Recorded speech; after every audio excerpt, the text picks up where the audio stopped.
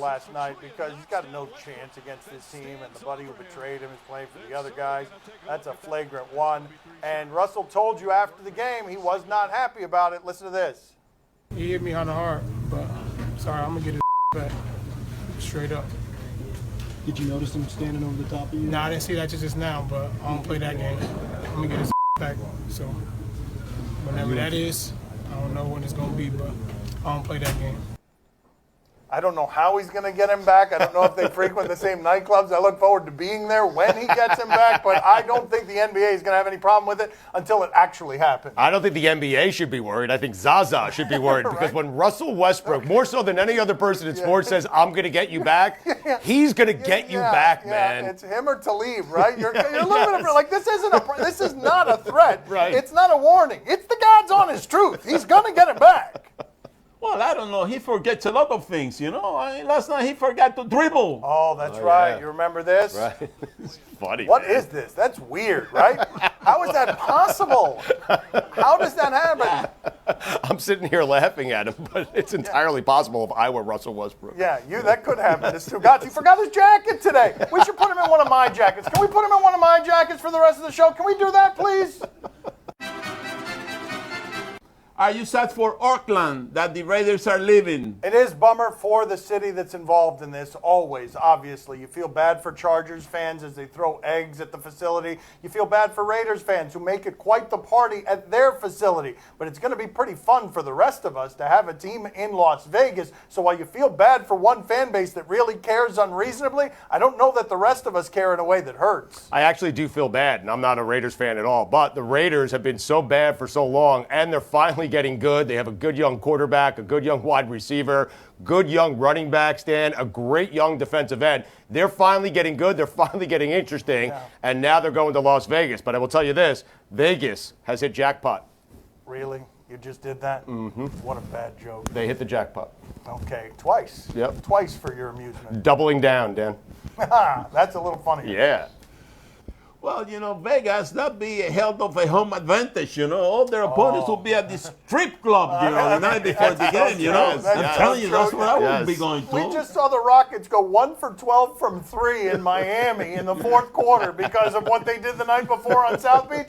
Imagine what that's going to look like in Vegas after a Saturday night. A greater home court advantage than South Beach. I never thought I'd see the day. Is this the beginning of the end for Novak Djokovic? Djokovic is how he pronounces his name. He's number 2 in the world. Huge upset at the Australian Open, where he has won 6 times. Yesterday, he loses in the second round to a guy named Dennis Istomin, who had only beaten one other top 10 player. And a lot of people are worried about Djokovic for a number of different reasons, not the least of which is he's got a new coach. And that new coach believes, among other things, in the power of very long hugs. Long hugs help make you a better person, make you better at life, make you happier, make you uncomfortable. For the love of God. Okay, very good. This has just turned into something that it wasn't supposed to turn into. Do you have any Let's see if this makes for better sports analysis in that giant jacket. Let's go. The hug has been too long. What do you got for analysis? His career's over. Okay, very good. Could the return of Ben Simmons make the 76ers a playoff team this year? I don't actually care if they make the playoffs this year. I don't really think it matters if they make the playoffs this year because they built a good foundation. Keep in mind, last night they won against Toronto. They've now won 7 of their last 9 games, and Ben Simmons, when he does return, is obviously going to make them better. I think the part that is really problematic here is if you're Sam Henke, because what you did actually worked, and now when these people are healthy, they're going to be good. Right, poor Sam Hinkie, because you're right. They're starting to get good. Sure, they can make the playoffs in the East if Ben Simmons comes back. They might be able to make it if Ben Simmons didn't come back this year. The East is that bad. But the Sixers' plan, Hinkie's plan, is really starting to play out because Embiid is really good. He got the fans really into it. The city has fallen in love with him. He's fallen in love with that city. Plus, they have tradable assets, man. They have Okafor. They have Noel. They have a lot of guys that they could trade. This team's going to be really good. If Ben Simmons is really good, Dan, this team is going to be really good for the next decade. You look ridiculous. Did the Baseball Hall of Fame voters get it right?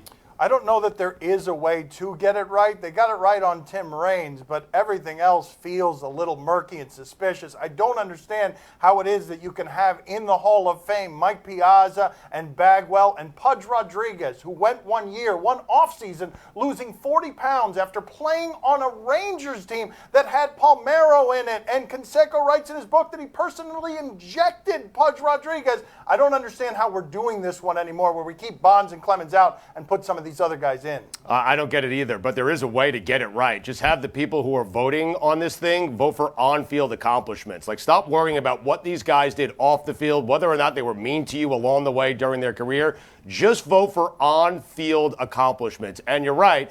The fact that they're doing this, okay, the fact that Bagwell is in and Piazza's in and they're picking and choosing who they want in is absurd. You cannot have a Hall of Fame in which Jeff Bagwell is in it and Pudge Rodriguez is in it and Barry Bonds and Roger Clemens aren't in it. Doesn't make sense.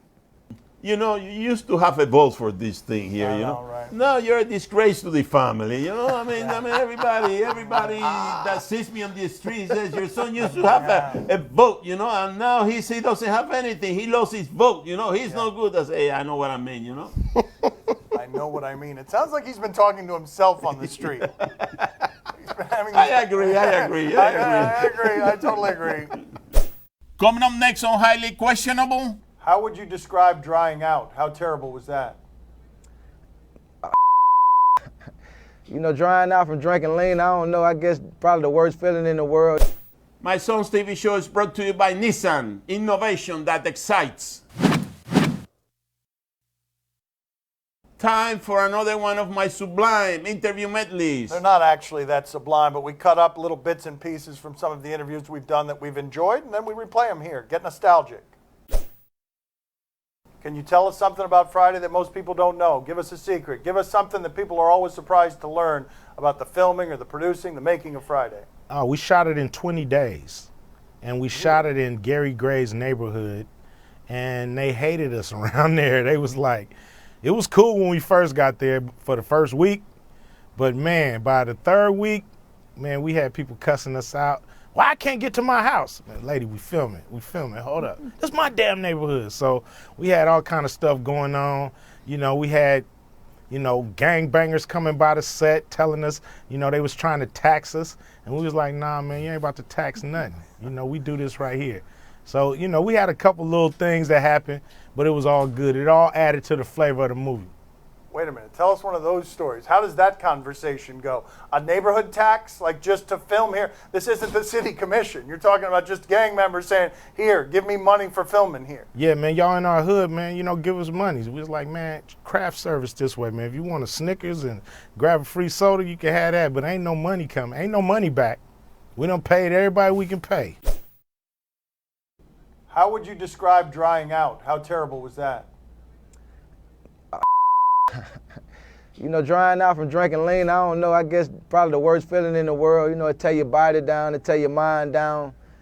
You've been doing something for so long, it's kind of like food, you know what I'm saying? It's like starving, you know what I'm saying? It's undescribable, it's just terrible, terrible pain. So you were physically sick, right? Like you were sick all the time? Yep, physically sick, man. You know, I was so bloated and overweight, I was almost 290 pounds, so when I got in there, I just started working out, drinking water, reading, and planning and plotting on what I was going to do when I got out. And it just kept me hopeful. You know what I'm saying? And it just, you know, it made the time, I tried to make the time work for me the best I could. And so did you realize that you had a problem, or did jail point that out to you where you realized you had a dependency?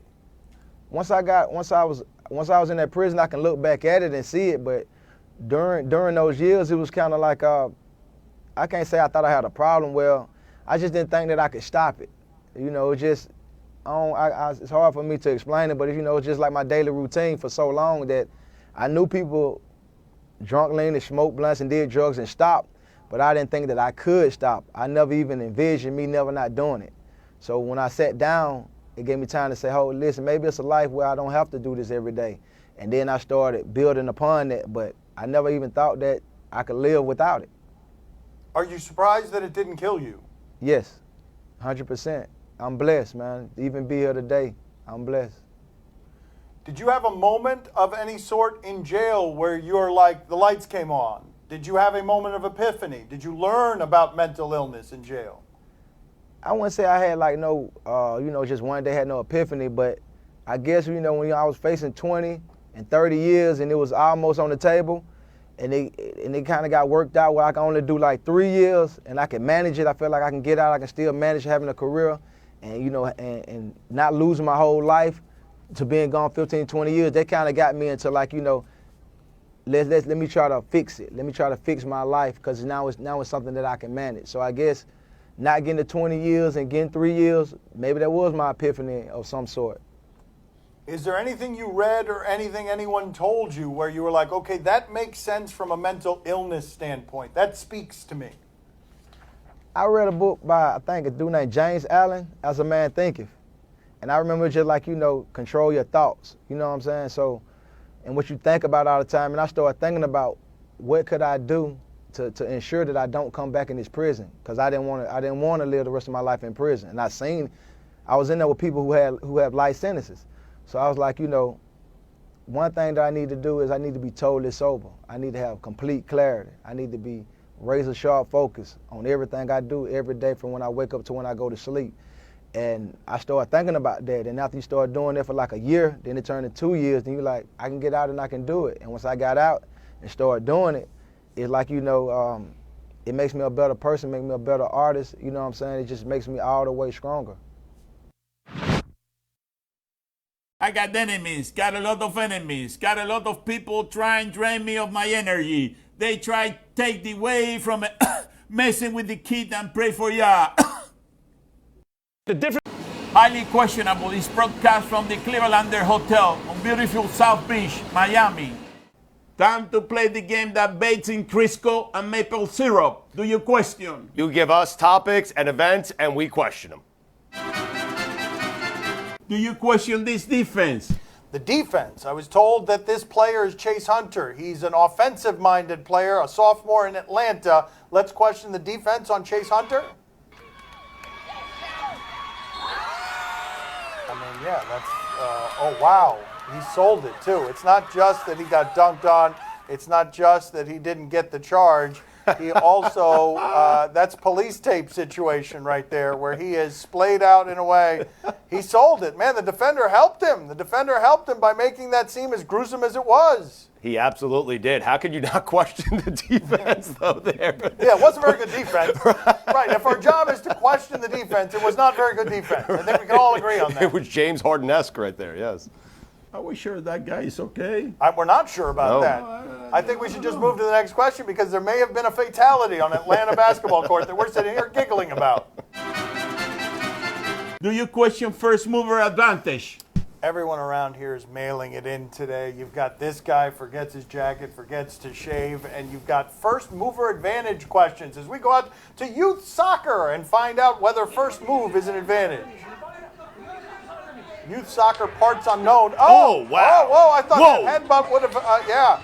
No, I thought that headbutt might have been a first mover advantage, but no. Well, it only No, is if you yeah. knock him out, Right, Dan. it appears, like if you're going to go in with the headbutt, you have to follow it with something. Yes. No, either the headbutt has to be the thing that knocks the guy out, Yes. or you're right. Yes. You have to follow it like 10 punches Yeah, to the face. it's all that happened there is that you enraged the guy with the bald spot who now is administering an unholy beating. What a great comeback, though. That is a great reaction Yes. to a headbutt. You can't ever be expecting the headbutt. That guy looked like he's been waiting all his life to be headbutt.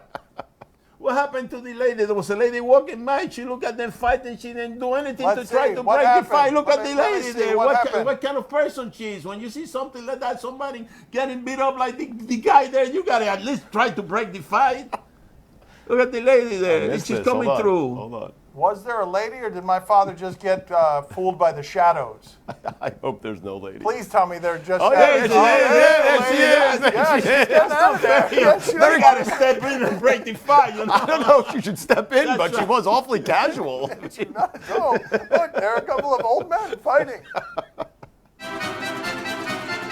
Do you question if this is magic? If what is magic? We usually show only failed magic experiments around here. What do we have?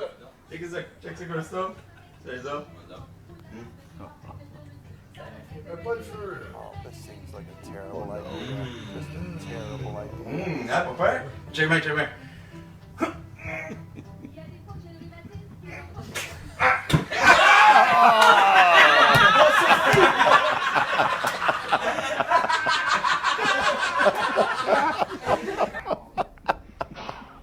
Slow motion.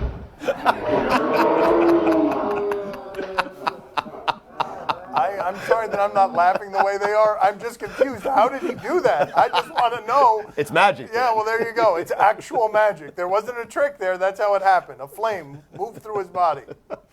Things they must get pretty dangerous when he uses the toilet, though. I mean, it seems less dangerous. Toilet, you got some water. There, what happened? You could have had an outbreak throughout the entire living room. It seems less dangerous around the toilet. Seems like the safest possible spot he could do The that. toilet would be a perfect place to do that.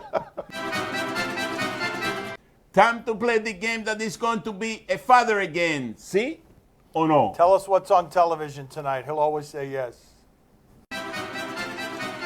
On TNT, Timberwolves and Clippers. No, thank you. No, Chris Paul. The Timberwolves were supposed to be a little bit better this year with Thibodeau running everything. They haven't been very good, but they still got this guy. He's been able to dunk. He always dunks. He dunks well. Zach LaVine is dunking. Nice. Game's a lot easier when you play it up there. Well, I feel like he and they should be better. And that concludes our Minnesota Timberwolves coverage. Stugotz, are you intrigued? Absolutely not. No Jordan. No, they have Jordan, actually. No Paul, no Griffin. I don't care about the game. If you guarantee me dunks like that the entire game, maybe I'll watch it, but I can't guarantee you that. Okay, then I have no interest in Okay, it. Boppy, are you intrigued? Oh, see, I'm very intrigued. I'll tell you one thing. I watch the Timberwolves for one reason. You know, my number one player in the NBA is Ricky Rubio. I heard something. I heard that the Butcher is trying to trade him, to someplace else. And I'll tell you something. You better don't do that. Otherwise, I'm not going to follow the team anymore. Okay. You better don't do that. The Butcher, incidentally, is Tom Thibodeau because he calls him that because he kind of looks like a butcher. He does kind of look like a butcher. What if they trade him to Miami?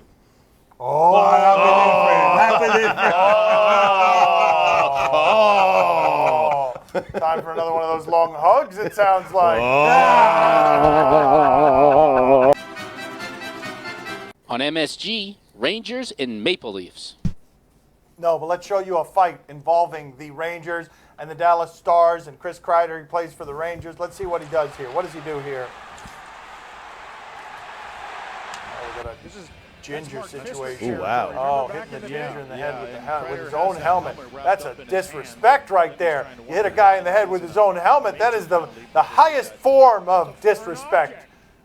Oh, and then it gets worse after that. Stugotz, are you intrigued? I don't know if that was supposed to get me to watch tonight's game, but no, I'm not watching tonight. I'm not watching a hockey game. To show a fight video, right? Boppy, are you intrigued? Oh, see, I'm very intrigued.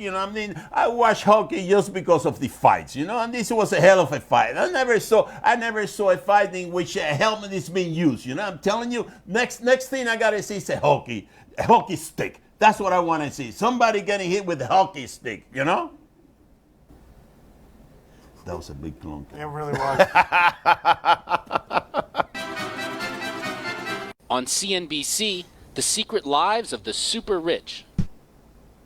Ooh, what's this going to be? All right, let's see. You've got me intrigued right now. Let's see if the clip ends up dismaying me. This $35,000 a night villa in Mexico belongs to a billionaire. The 28,000 square foot sanctuary is called Ty Warner Mansion, named after Beanie Baby tycoon Ty Warner, who owns this entire resort. Justin Bieber recently checked into this pricey paradise. Check out the grand entrance with a reflecting pool and a giant automatic sunroof. This massive open living room overlooks a 328-foot private infinity pool. The two-bedroom villa includes 2 ultra-luxe master baths with high-tech windows that turn stealth at the touch of a button. But that's nothing compared to the insane view in the ceiling. That's the glass bottom of the villa's rooftop lap pool. When night falls, Mr. Warner also serves his guests a gift on a silver platter. Inside is a remote control, and the press of one button sets off a personal fireworks show. For $35,000 a night, you're guaranteed to have an evening with an explosive ending. I mean, you got to be kidding me. I come in here and I bust my butt every day working, and all I had to do was invent a Beanie Baby, and I don't have to sit next to this guy with his clunkers. Stugotz, are you intrigued? I am intrigued, and don't complain so much because your apartment looks somewhat similar to that thing, It doesn't okay, look man? like that. It looks pretty good, though. Bobby, are you intrigued? Oh, see, I'm very intrigued. You know, I love fireworks. You know, when they're talking about fireworks, I'm going to be all in, buddy. I look for fireworks. You know, in South Beach, I'm always looking for fireworks. You Miami, got always nothing. looking You for have nothing. My brother has fireworks. I can press a button and get all kind of fireworks. Are you kidding me? This is the end. Just like it is for Djokovic, this is the end. He had nothing this segment. Nothing. He said nothing. Long hug? Long hug. There you go. Wow. This was totally empty. We did nothing. That's all the time we have today. Thank you for watching. We'll talk to you tomorrow. Thanks for watching. I'm going to press a button now. Wow. Amazing. That's amazing. Whoa. How'd he do that? Good thing he didn't bend over and do it like that guy in that video with the fire. I think that'd be funnier. Why don't we do it that way? America wishes he had.